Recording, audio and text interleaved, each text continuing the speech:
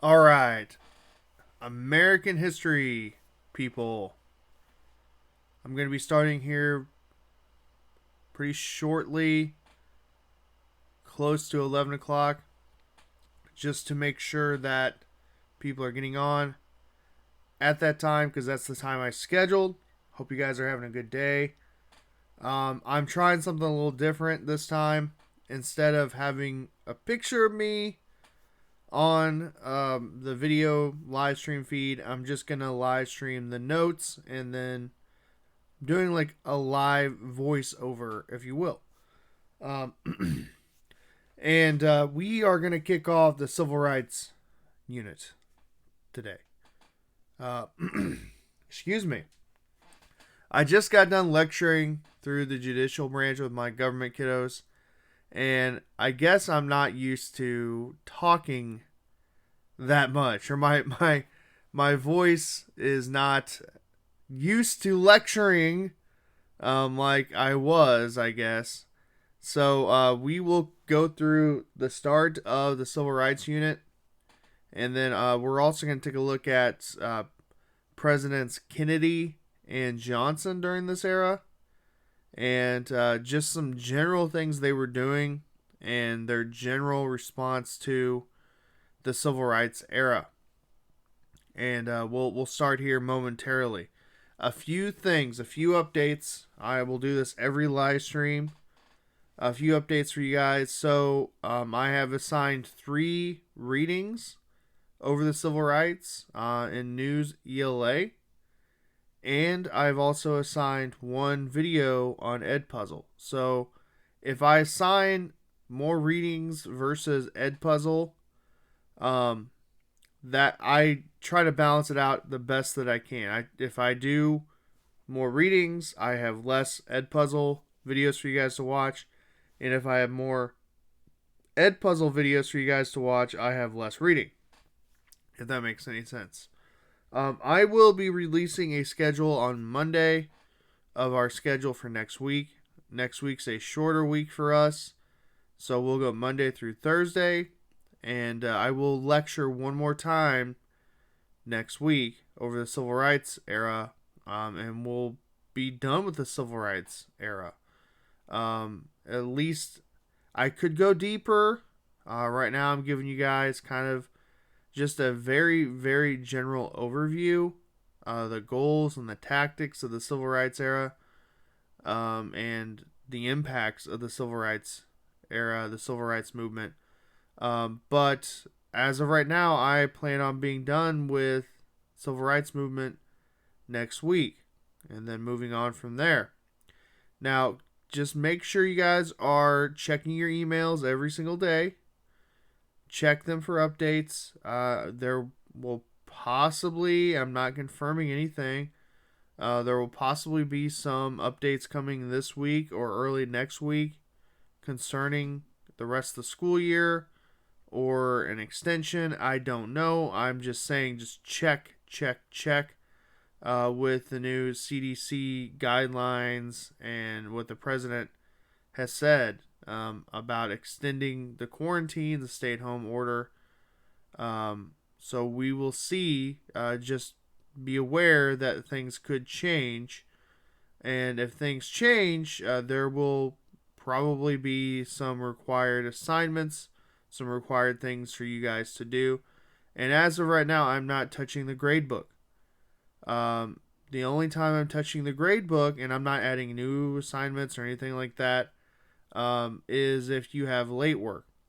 I will always take your late work and just email me and let me know if you have any missing assignments that you turned in, and I will update your grade.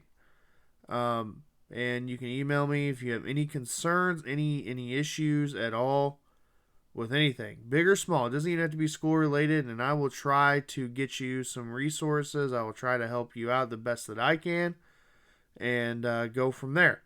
So, after today, the lecture series that we're going to go through, tomorrow, just go through the Edpuzzle video, a very short summary of the civil rights era with the questions there. And then if you need more time to finish your reading, go ahead and do that.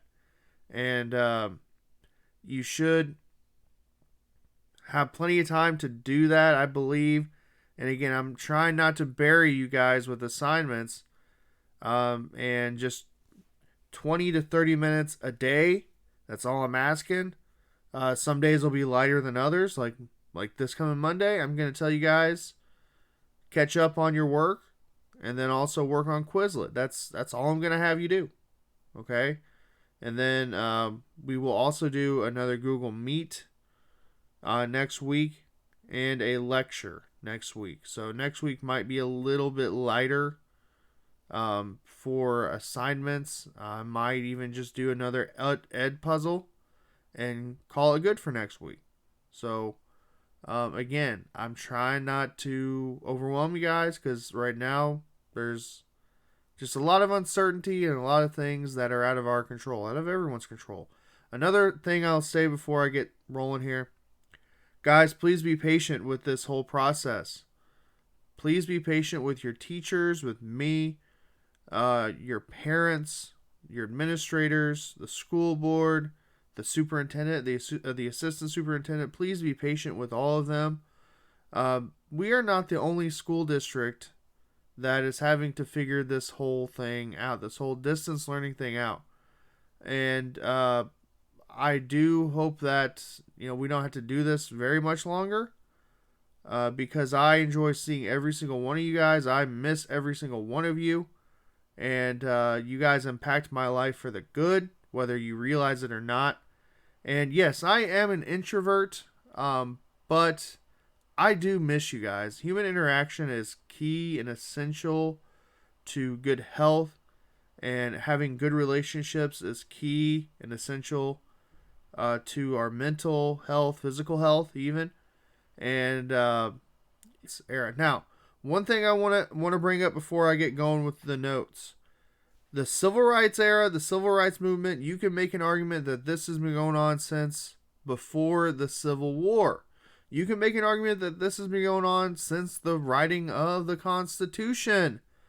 And we know, we've talked about this a little bit with Jim Crow laws, but the American Civil War, it was fought and defined by slavery and the ending of slavery. And slavery was ended after the American Civil War with the Reconstruction era. Also, recently freed African Americans were given more rights, or they were supposed to be given more rights with the Civil Rights Acts in the 1860s. But ultimately, we know that Jim Crow laws, which are segregation laws, are going to reign supreme in our country for a long, long time, over 100 years. We've also studied the court case Plessy versus Ferguson, and I will be referring back to that here in a moment. And Plessy versus Ferguson made the legal precedents that segregation was legal in our nation, as long as as African Americans were being given equal treatment and they were being given the same things that everyone else was being given. And we know, and we've talked about this, this was not true.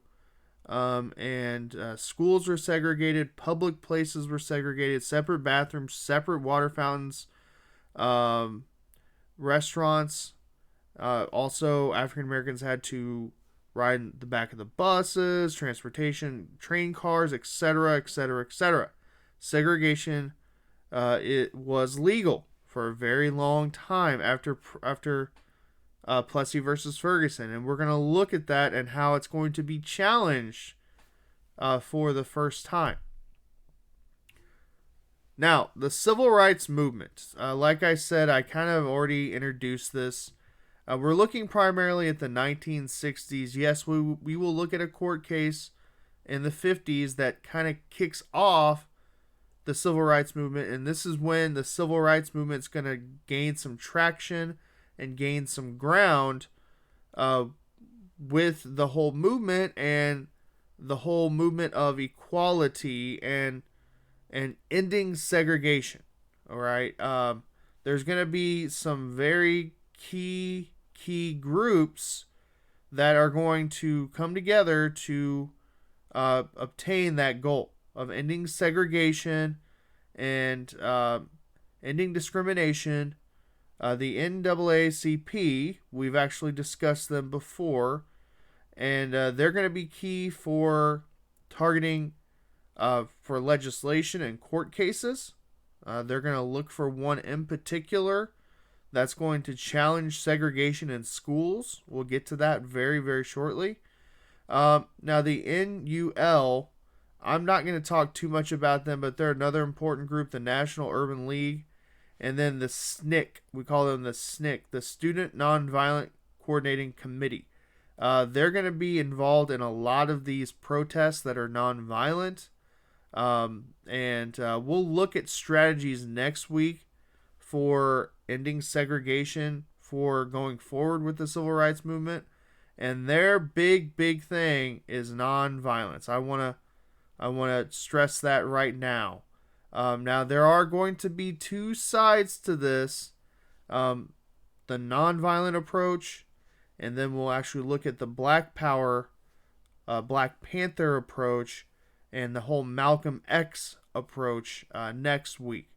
And this, of course, this organization, this group is going to be led by students. And then we will also look at Martin Luther King Jr. and his importance and how he led peaceful protests, which actually some led to violence, but he was a key figure in the civil rights movement. Now, here's some more information on the NAACP. We discussed them a little bit with some previous units, especially when we discussed, we studied the progressive movement, the progressive era, and we discussed, well, what about African Americans? Why are they being left out of this whole progressive movement and this whole social change and betterment of people and more rights and helping people? We discussed them a little bit during that time period, and I told you guys kind of keep that in the back of your mind, back of your brain about them. And their whole strategy is going to be a legal approach. They are going to confront and tackle civil rights through either laws or court cases.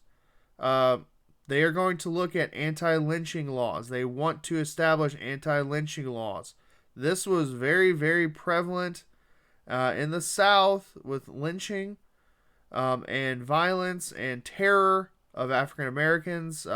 Think the KKK, the terror of burning homes, churches, and unfortunately many lynchings that occurred during this time. Plessy versus Ferguson. This is kind of the start of the segregation in our country, the separate but equal doctrine. And we'll discuss this in a moment, more on this in a second.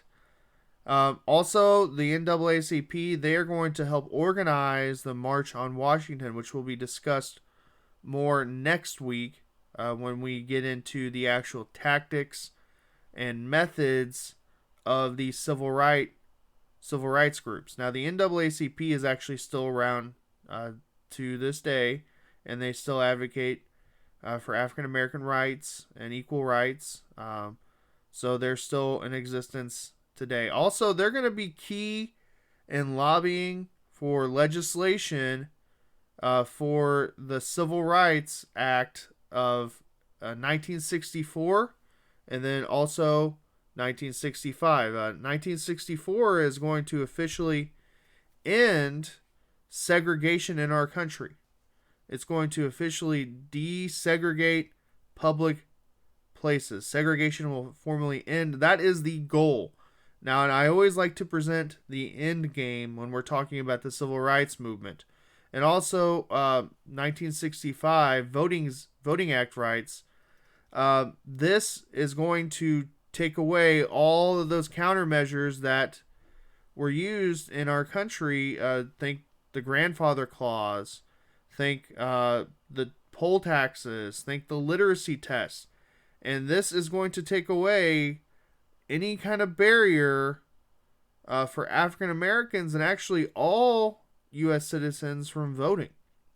And this is huge. This is going to bring balance, political balance in our nation, especially in the South. And we'll get to that. That is the end game. But I always start the civil rights movement by sharing this is where everything is headed.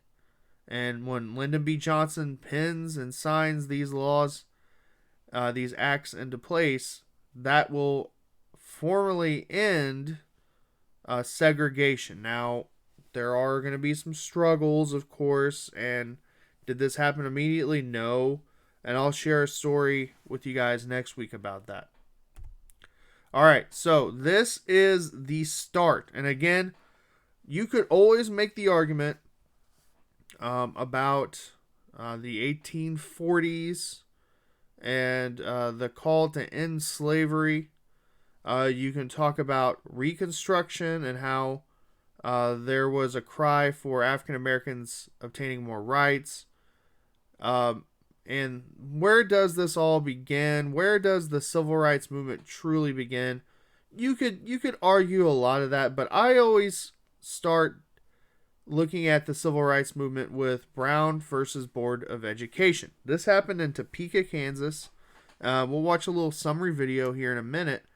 And this happened in Topeka, Kansas.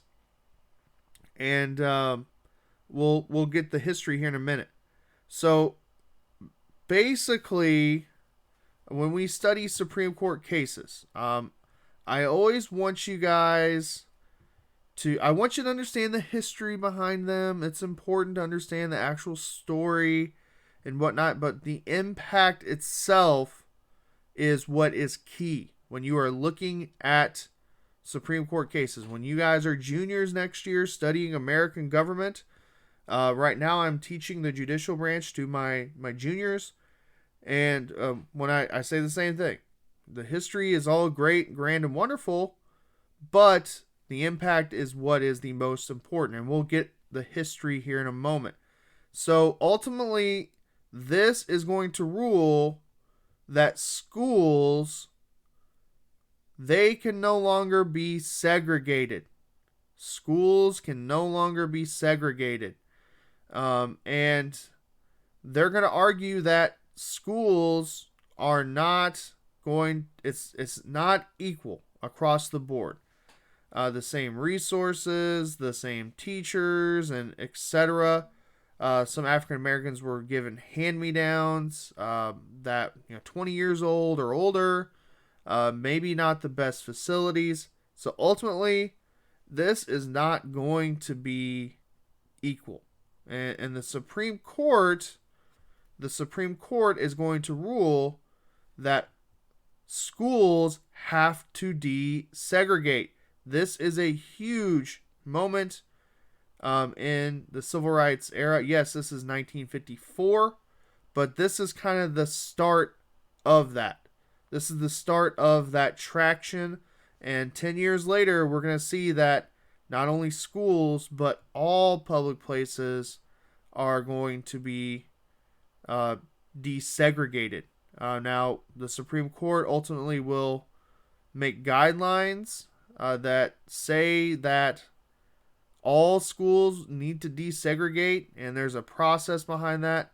We will look at a case after we look at the video summary of Brown versus Board of Education, where this is going to be challenged. And Arkansas, the Little Rock Nine, we'll talk about that as well, and the history behind that, and challenging this Brown versus Board of Education and the response of the federal government. So huge landmark case, landmark moment in the civil rights movement. So here's that summary. We'll watch it. Racial tension related to segregation has fueled some of the most important court cases in American history. Maybe the most important case which dealt with segregation in the United States was the 1954 case of Brown v. the Board of Education of Topeka, Kansas. To understand this landmark case, it's important to appreciate some context. The Equal Protection Clause of the 14th Amendment reads, "No state shall deny to any person within its jurisdiction the equal protection of the laws." However, the Supreme Court denied equal justice in the 1896 case of Plessy v. Ferguson, as the court used the idea of separate but equal to give official government approval to segregation in America.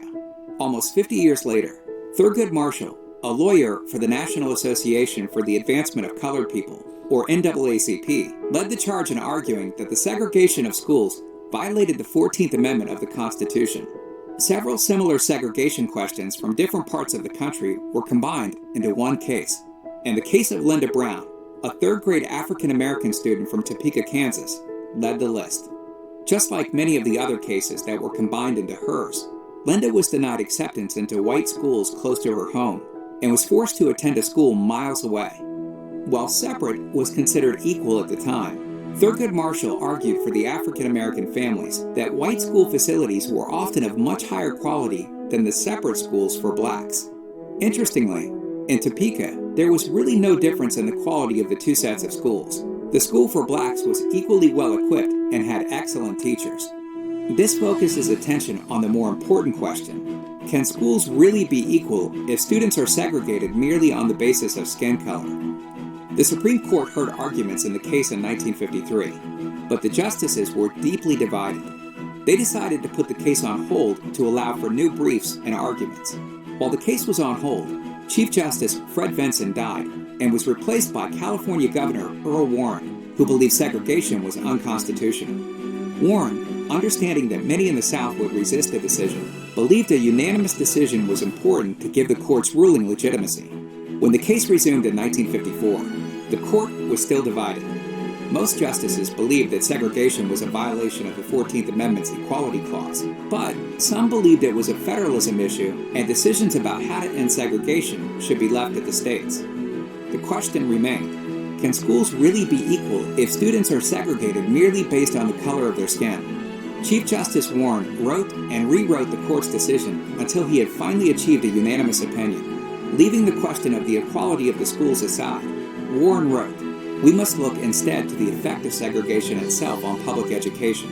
So, rather than focusing on whether there was equal opportunity to attend school, they looked at the ill effects of segregation on society.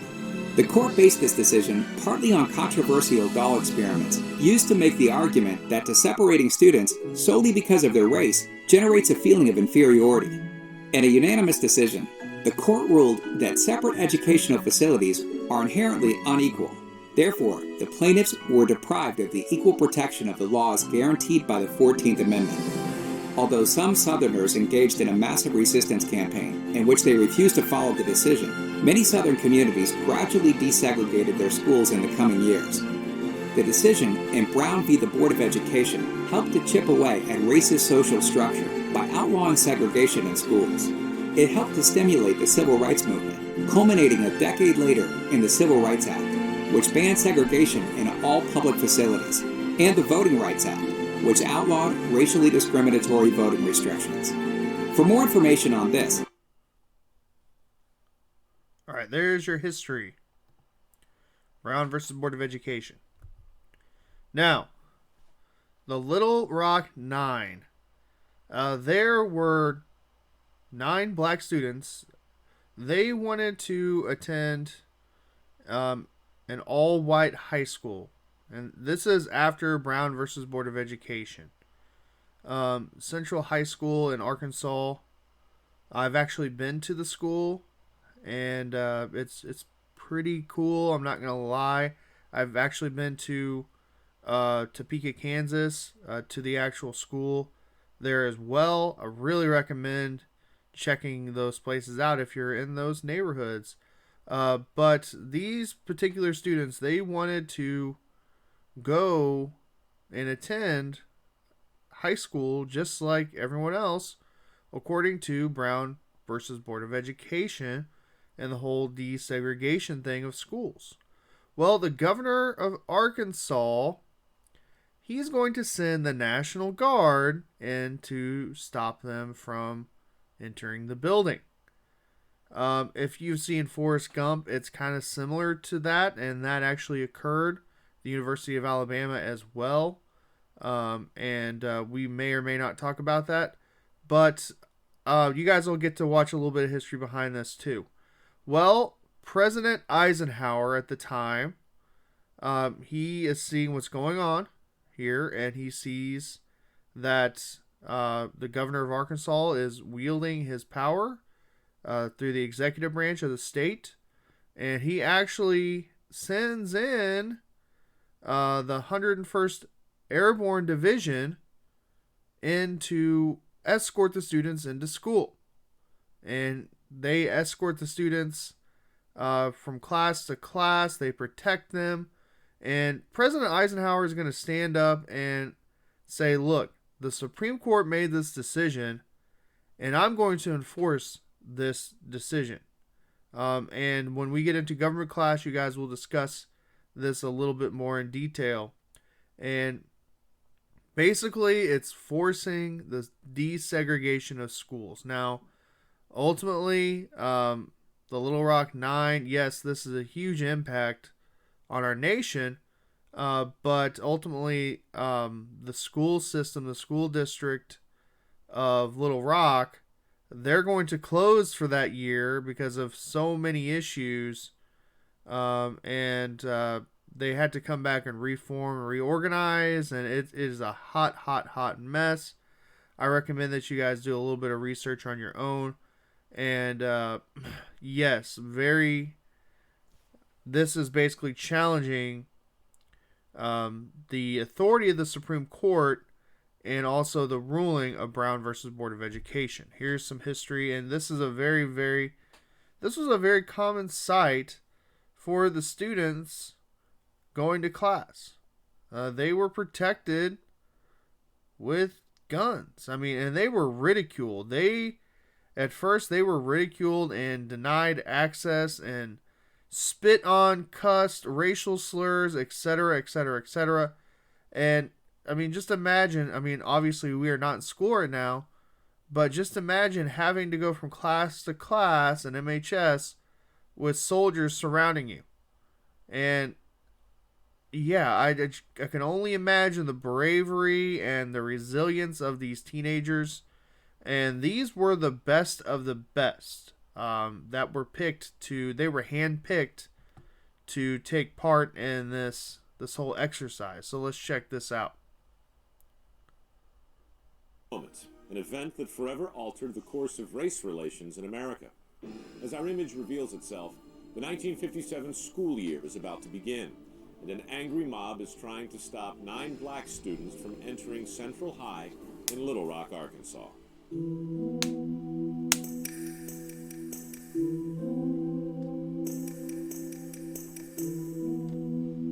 question I usually get asked is, were we scared? I think initially we didn't anticipate clearly all of the violence and turmoil that occurred. The first day that we attempted to go to school, 8 of us were at one part of the school, and Elizabeth Eckford was at another part. And it was the mob that followed Elizabeth. Then you begin to feel that this was a very hostile, violent group of people. Even at that point, I told myself that if we didn't go through with it, didn't attend Central and backed out, it would just reinforce the view that the African American community in Little Rock wasn't interested in making a change in things.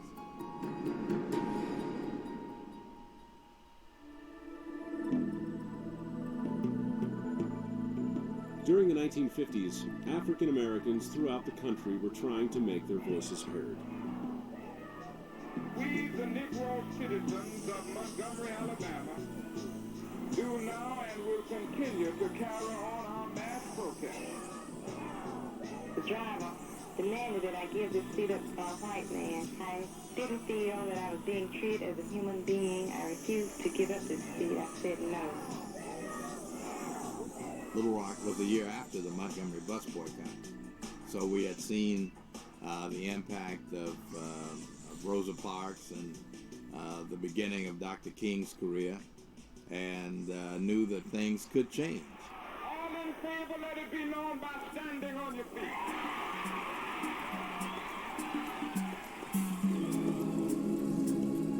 The first step for the Little Rock Nine came in May 1954, when the U.S. Supreme Court issued its opinion in the landmark case Brown versus the Topeka, Kansas Board of Education.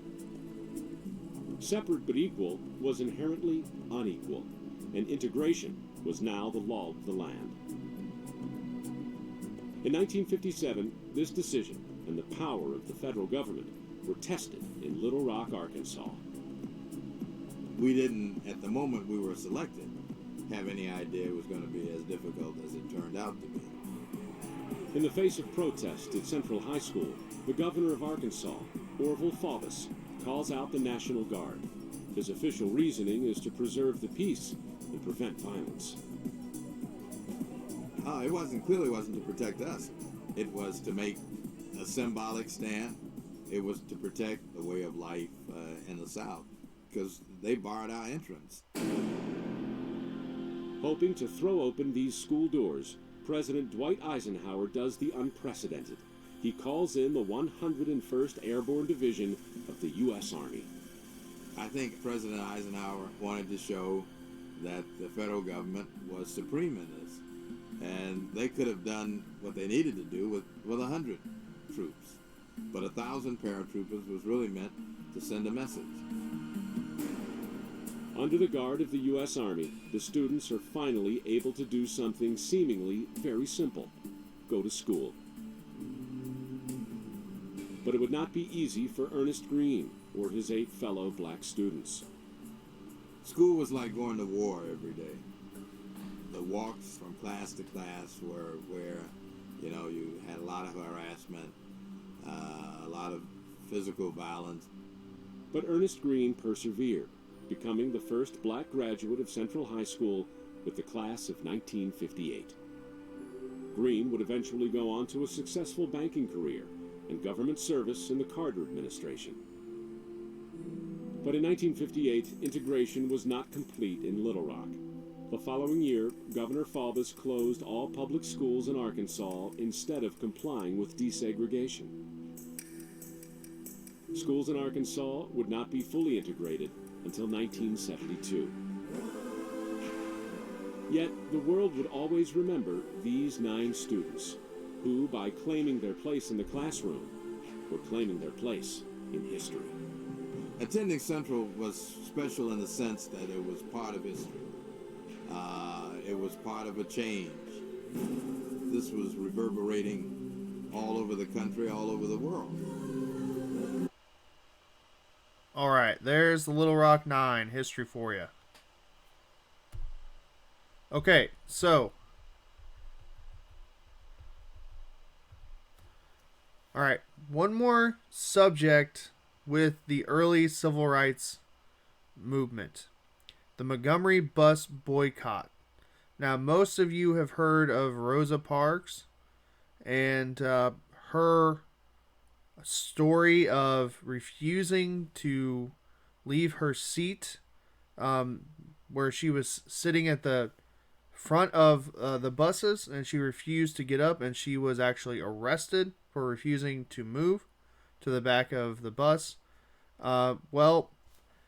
In 1955, this is early civil rights era, early civil rights victories. So in Montgomery, there was a protest that African Americans were going to refuse to ride the buses unless they were desegregated. And this was a very difficult decision for a lot of African Americans and their families, because a lot of them depended on the bus system to get to their jobs and their work. but they decided that they were going to boycott this bus system and hurt them in their pocketbooks. If they hurt them in the pocketbooks, the bus company was going to have to do something. They were going to have to do something in order to stay afloat. So the boycott itself, it's going to last over a year, okay? And the bus companies, they're going to lose a lot of money due to this. African Americans relied a lot on the bus system to get around, and they're going to refuse to ride the bus during this era. Now, a lot of them are going to carpool. A lot of them are going to pull together and try to help each other out during this time. It's very, very, very difficult.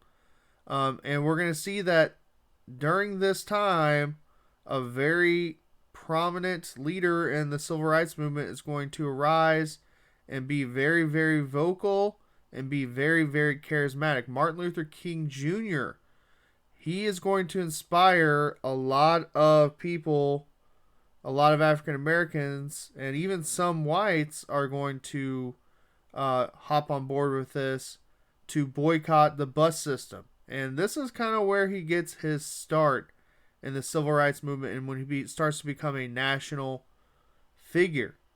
So they are going to be very, very victorious. We're kind of jumping ahead a little bit to the end game here with the boycott, but they're going to be very, very successful, and the buses are going to be officially desegregated in December of 1956.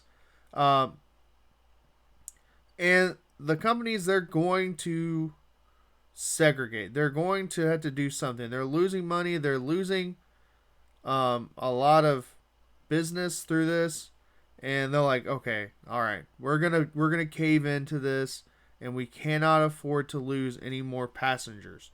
This is actually going to lead to more and more success, but a lot of hardship down the road. We'll get to these strategies next week, and African Americans are going to be very, very successful with these peaceful protests and basically just taking it and making a stand and taking a stand for their rights and for the end game of ending segregation. So this is going to lead to some early goals and early strategies of the movement. And with the success, Martin Luther King Jr., like I said, and the Southern Christian Leadership Conference, another important group, Martin Luther King Jr. is going to lead this group. They are going to try to end segregation and band together and come together. Now, not necessarily legally or going through the legal system like the NAACP, but they are going to advocate and preach non-violence. Martin Luther King Jr., he is going to model Gandhi. Gandhi kind of did the same thing, and he saw this, and he saw that Gandhi was successful, and he's going to advocate that the African Americans exercise their American rights that are granted in the Bill of Rights to protest the government, and also something that is not legal necessarily is civil disobedience. And we'll discuss that as well. There's sit-ins, and the marches are not civil disobedience, so to speak, but those marches will lead to violence, and those who are protesting to be attacked either by police or by others during this time. And again, the end game, in segregation. And they're gonna have some success. There's gonna be a lot of struggles, and there will be some violence involved. And they're trying to do this as peacefully as they can, and to show no violence during this time. Now, there is, and like I said earlier, there's a flip side to this. There's a flip side to this argument with the whole Black Power movement and the Black Panthers and Malcolm X, and we will get to that next week. Now, I'm going to briefly go through one more section, and I'm not going to spend a whole lot of time on this. We are almost out of time with this lecture, but this is for sake of covering material in an efficient way, in an efficient manner. Now, during this era, you're going to see that Kennedy and Johnson, there's going to be a lot of pressure on them.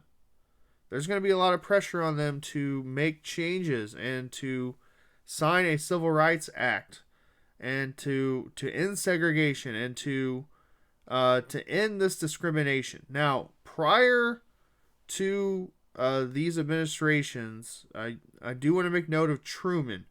Harry S. Truman, after World War II, he did sign an executive order that desegregated the military. You can also trace, that's one of the big governmental acts with trying to end segregation. And there's been other acts as well. And you can look at Eisenhower with enforcing the Brown versus Board of Education decision with Little Rock 9 as well.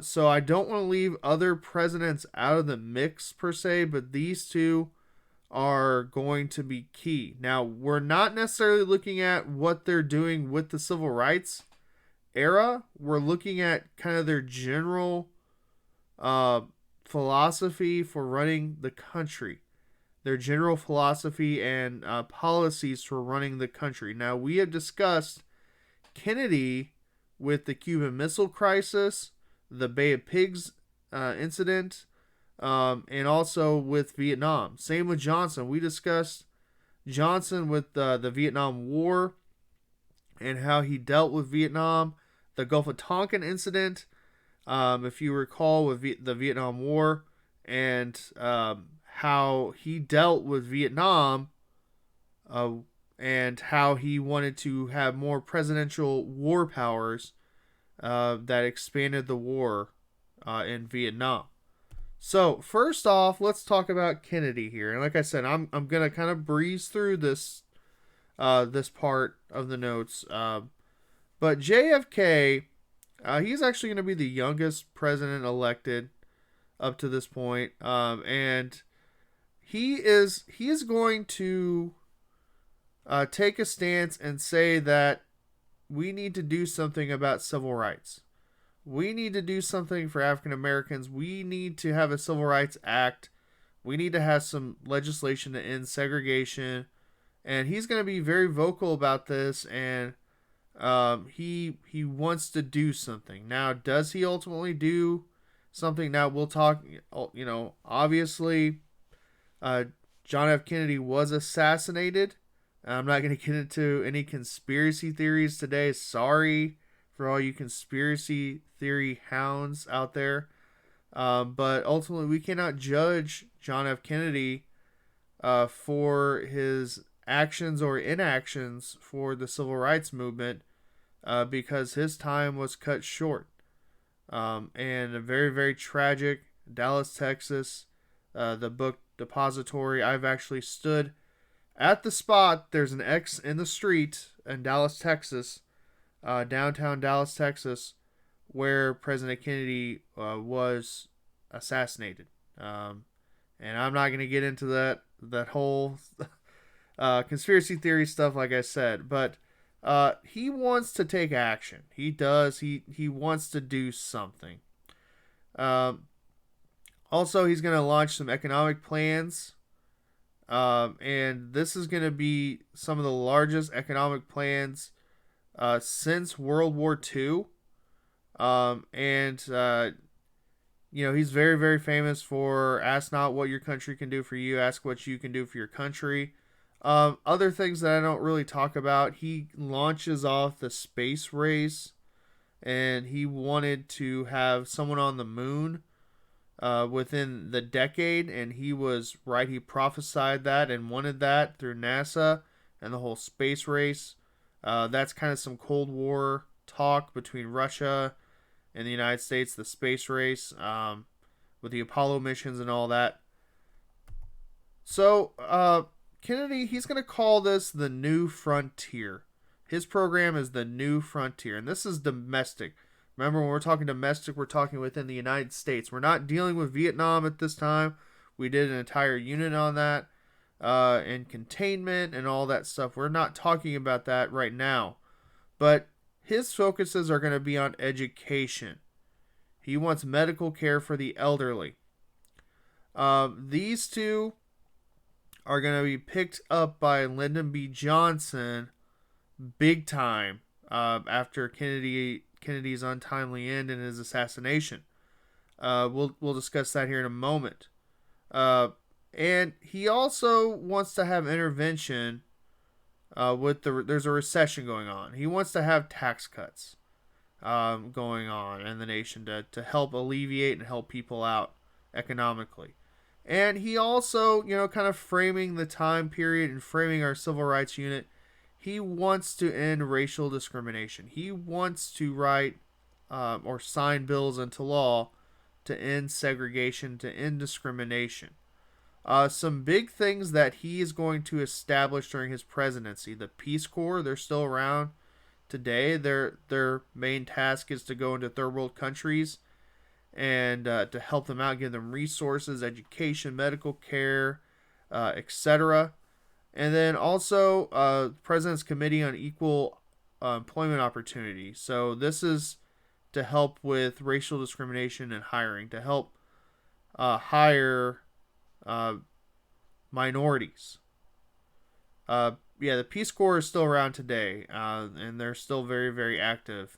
With this whole COVID-19 stuff, I don't know what their role is, say like in Africa, and other parts of the world, third world nations. I don't know what's going on with them. I have not done research. If you guys know what's going on with them, or if you want to do a little research and leave a comment down below, let me know.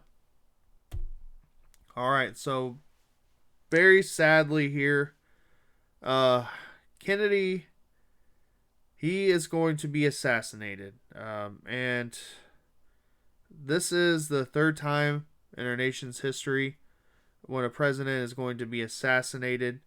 And I'm not getting into weird coincidences or conspiracy theories or anything like that, but you could actually do some research and looking into with President Kennedy and also President Lincoln. There's actually a lot of weird coincidences. Check that out in your own time. I'm not going to teach that, but very sad event. National news everywhere. Lee Harvey Oswald, and just a lot of things going on. A lot of just conspiracies and all that. Second gunman, the grassy knoll. Was Cuba involved? Was the mob involved? That's all up to you guys. Was Russia involved? That's up to you. Do your own research. There's a gazillion documentaries and books out on the subject. So Lyndon B. Johnson. He's one of my favorite enigmatic, charismatic presidents of all time. I've shared with you guys some stories with LBJ and how he dealt with the press. He was from Texas. He actually grew up as in a very, very poor family on a farm. And LBJ actually was a teacher early on in his life. So I actually really appreciate Lyndon B. Johnson and his very humble beginnings, because I'm a teacher, right? And he was a hardcore FDR fan. He loved FDR. He was very heavily influenced by FDR. What FDR did during the Great Depression, and using the full power of the presidency, using the full power of the federal government.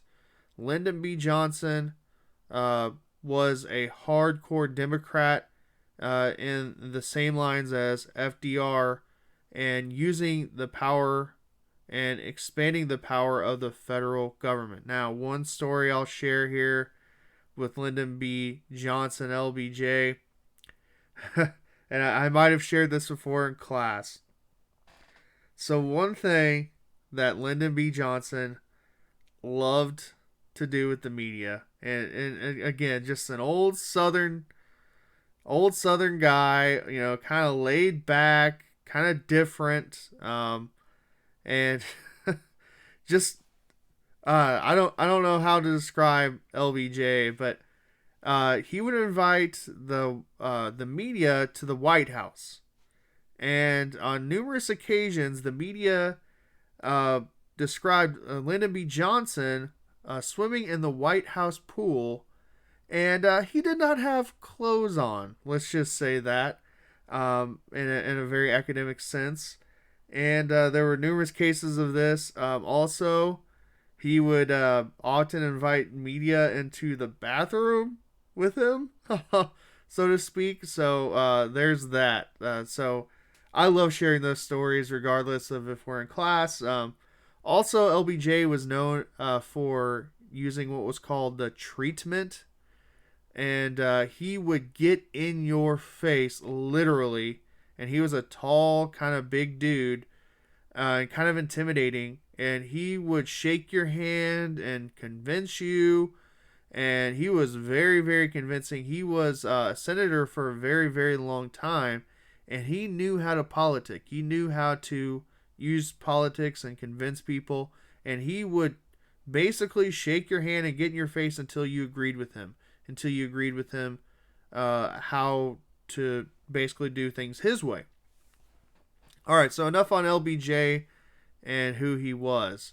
So the Great Society, his whole push was the Great Society, and to him, in his eyes, it was basically the New Deal Part 2. And his whole goal was to target poverty. He wanted to target poverty and help the poor, help those in need, help the elderly, help those people who needed money, who were struggling. And we were going through a recession during the time. And LBJ, he's going to form a lot of things that are still around today. In fact, all of these are around today. Vista, I believe, is still around today. Don't quote me on this, but I know that all of these are around today. Head Start. So this is a push for education, for preschool education. And we have this program in Mexico, Missouri, I believe. At least we used to. Don't quote me on that. I remember it as a kid. I believe I was involved in the Head Start program. The Job Corps. So this is kind of like FDR's, his New Deal policies with the CCC, if you recall, and the AAA and all that, the alphabet soup stuff. But to train people in jobs, to advance their education and gain skills so that they can work and be productive and earn money for their families. Medicare and Medicaid, this is about health care and health insurance to help those who are poor or disabled, and then also the elderly. Medicare is for the elderly. Medicaid is for the poor and the disabled. These two programs are still around to today.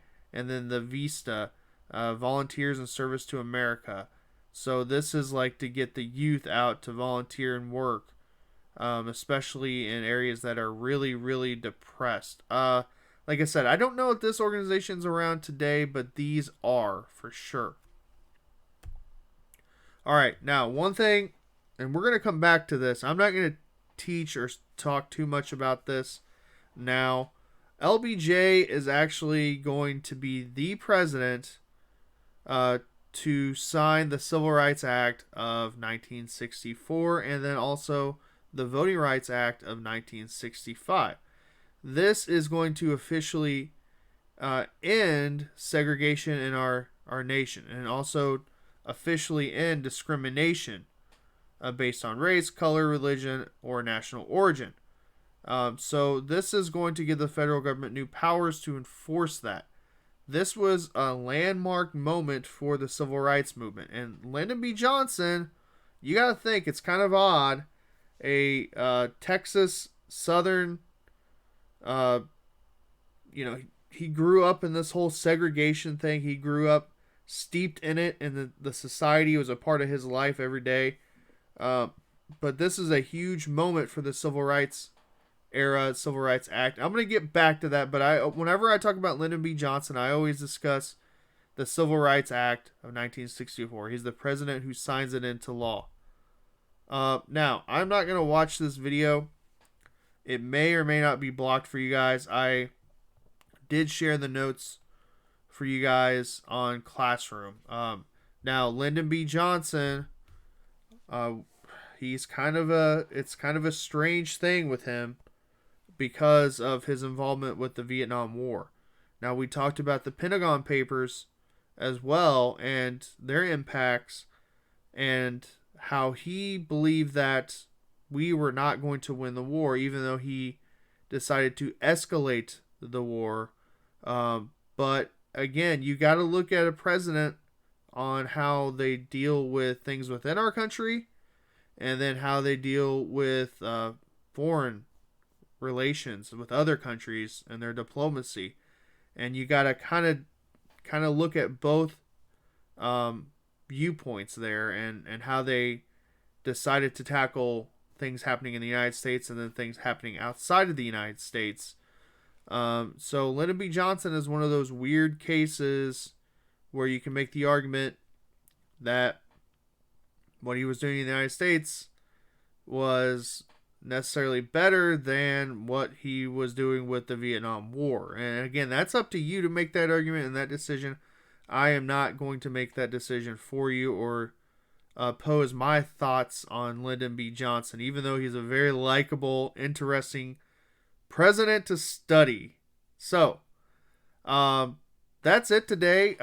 Just a quick preview for next week. We're going to go through the actual struggle part of the not the Vietnam War, the Civil Rights era, and just what they actually did with these peaceful protests. And then we'll delve in a little bit deeper into the actual civil rights movement's goals, or their end game with the Civil Rights Act of 64 and 65. So, last thoughts here. I hope you guys are staying safe. Make sure you're staying clean.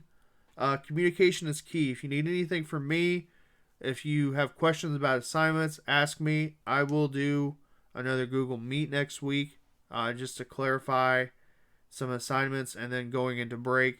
Tomorrow, you guys can finish your readings, and then you can also, there's 3 readings you can do on News ELA, and then you can also do your Ed Puzzle video. There's just one. Again, I'm not trying to overload you. If you're looking for more stuff to do, you still got your Quizlet out there, and you can do your own research on the Civil Rights era movement. There's a lot of stuff out there concerning the Civil Rights era. One of the things I had you guys read was the I Have a Dream speech with the March on Washington, and there's a lot of stuff. You guys can go read a lot of stuff on Martin Luther King Jr. You can read his sermons that are concerning the Civil Rights movement. He spoke a lot about the movement itself and the goals of the movement. You can also read up on Malcolm X. That's some interesting stuff there. The Birmingham riot, and all that. You could do a lot of stuff and research it on your own. Alright guys, well I'm going to end it there. I really appreciate you tuning in and watching. Be safe, and we'll be in touch.